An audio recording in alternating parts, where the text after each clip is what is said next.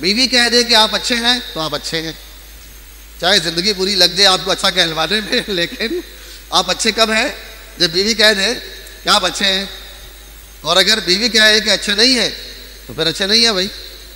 नबी अकरम सल्लल्लाहु अलैहि वसल्लम से हज़रत किसी ने सवाल किया, या रसूल अल्लाह मता अकूनु मुहसिन, या रसूल अल्लाह मुहसिन कब कहलाऊं।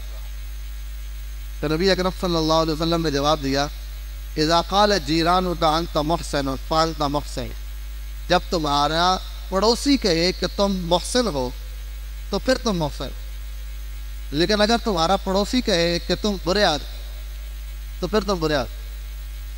तो फैसला किसके हाथ में दिया? दूसरों के हाथ। अब अगली बात यह है कि दूसरों से भी कौन दूसरे मुराद है। तो यहाँ तो पड़ोसी का जिक्र आ गया ना। शरीयत में हर वो सेगमेंट, हर वो शोबा जो कमज़ोर है उसके ऊपर ख़ास तौर पर तवज्जो देगी। यतीम कमज़ोर है ना, उसके हुकूक की रियायत का ख़ास तौर पर जिक्र है। माँ बाप बूढ़े हो जाते हैं तो कमज़ोर हो गए, उनके बुढ़ापे का ख़ास तौर पर जिक्र कि बुढ़ापे में उनका ख़ास तौर पर ख्याल है। औलाद कमज़ोर है ना, वो अपना अच्छा बुरा खुद नहीं समझ सकती। जब बच्चे छोटे हैं, नाबालिग, तो अपने नाबालिग बच्चों की तरबियत का ख़ास तौर पर। बीवी कमज़ोर है, उसकी हुकूक की अदायगी का ख़ास तौर पर जिक्र। फिर मजमूई तौर पर ख़वातीन कमज़ोर है ना, उनके हुकूक की रियायत का ख़ास तौर पर जिक्र है। तो जो भी सेगमेंट ऐसा है कि वो कमज़ोर है, उसके हुकूक की ख़ास तौर पर रियायत रखनी है, शरीयत ने ख़ास तौर पर जिक्र किया। उन्हीं कमज़ोरों में से एक कमज़ोर पड़ोसी भी होता है।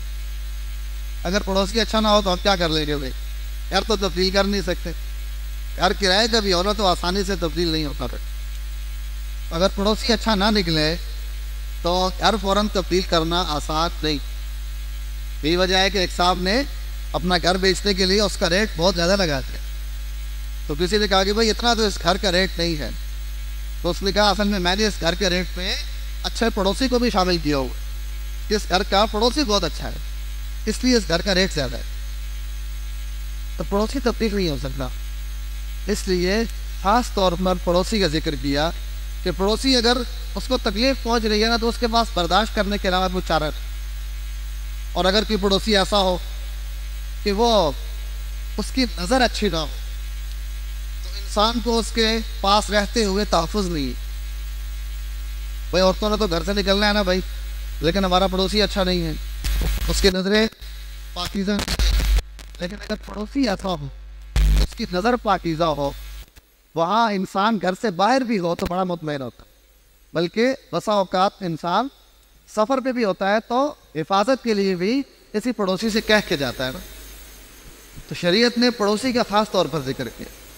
तो अच्छाई का मयार जांचने के लिए पैमाना क्या बनाया कि तुम्हारा पड़ोसी तुम्हें अच्छा कह दे तो तुम अच्छे हो, पड़ोसी अगर कहे कि तुम अच्छे नहीं हो तो तुम अच्छे नहीं हो। इसी तरह अच्छाई का दूसरा मयार क्या है? खैरुकुम लिअहलिही व अना खैरुकुम लिअहली। तुम में से बेहतरीन शख्स कौन है जो अपने अहल वयाल के लिए अच्छा हो। और फिर हुजूर ने अपने आप को पेश फरमाया कि मैं अपने अहल वयाल के साथ तुम सबसे अच्छा हूँ। तो दूसरी हदीस से फिर पता चला गोया कि बीवी कह दे कि आप अच्छे हैं तो आप अच्छे हैं, चाहे ज़िंदगी बुरी लग जाए आपको अच्छा कहलवाने में, लेकिन आप अच्छे कब हैं जब बीवी कह दे कि आप अच्छे हैं। और अगर बीवी कहे कि अच्छे नहीं है तो फिर अच्छे नहीं है भाई। इसलिए कि इंसान के अंदर का इंसान कमज़ोर इंसान के सामने खुलता है, यही उसूल है। उसके अंदर का जो इंसान है ना वो अपने से कमज़ोर के सामने खुलता है। अपने बच्चे कमज़ोर हैं, उनके सामने उनके साथ रवैया कैसा है, अंदर का इंसान वहाँ खुलेगा। दोस्त के बच्चों के साथ प्यार करते हैं बेटा, और अपने बच्चे को ओए करके बुलाते, फ़र्क आ गया ना भाई। क्योंकि दोस्त के बच्चे को ओए करके बुलाएंगे तो वो शिकायत करेगा, अपने बच्चे को ओए करके बुलाएंगे तो आगे से बोल नहीं सकता। इसी तरह बीवी मातहत है ना, वो कमज़ोर है, बीवी के साथ अगर बात कर रहे हैं तो अंदाज और है, और अगर किसी खातून के साथ बात कर रहे हैं तो अंदाज बड़ा बाअदब है। तो भाई कमज़ोर जब एतराफ़ करे ना कि आपका अखलाक बहुत अच्छा है, तो समझो वाक़यातन अखलाक अच्छा है।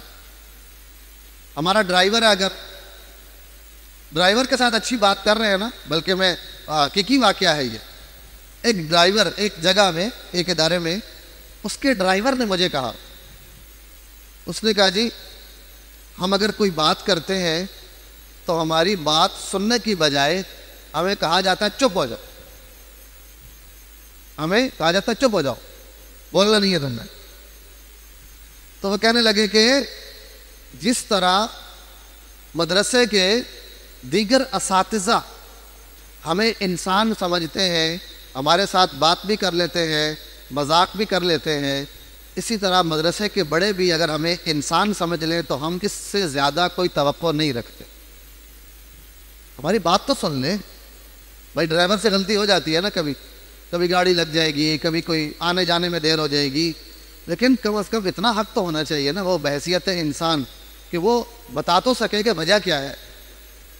वो सिर्फ कहने लगा कि सिर्फ इतना सा मांगते हैं कि बहैसियत इंसान हमें सिर्फ इतनी हैसियत दे दे कि हम इंसान हैं, बस इसके अलावा हम कुछ नहीं मानते। तो भाई मातहत से इंसान का रवैया ये उसका अखलाक बताता। ड्राइवर मातहत है, बावर्ची मातहत है, घर के सामने सुबह के वक़्त में गली में जो बंदा झाड़ू लगा रहा है ना, वो भी इंसान ही है ना भाई। उस इंसान के काम से गली में रहने वाले सब लोगों को राहत पहुंचती है ना। जिस दिन वो गली से झाड़ू ना लगाए उस दिन उसकी कदर आती है ना भाई। तो बहैसियत इंसान सब लोग बराबर हैं, लेकिन जो हमारे मातहत है उसका हमारे ऊपर फिर हक होता। हम अपने घर में एक मजदूर लाते हैं ना भाई, उसकी भी एक इज़्ज़त नफ्स है ना, वो चाहता है कि मेरी इज़्ज़त की जाए। उस मजदूर के पास सलाहियत है कि वो ईंटें उठा सकता है, वो रेत उठा सकता है, ऊपर की मंजिल तक ले जा सकता है, ये सलाहियत हम में नहीं है ना। लिहाजा अगर उस मजदूर की भी हम हतक करते हैं ना, वो काम छोड़ के चला जाता है, मैं जा रहा हूँ भाई, हतक बर्दाश्त नहीं।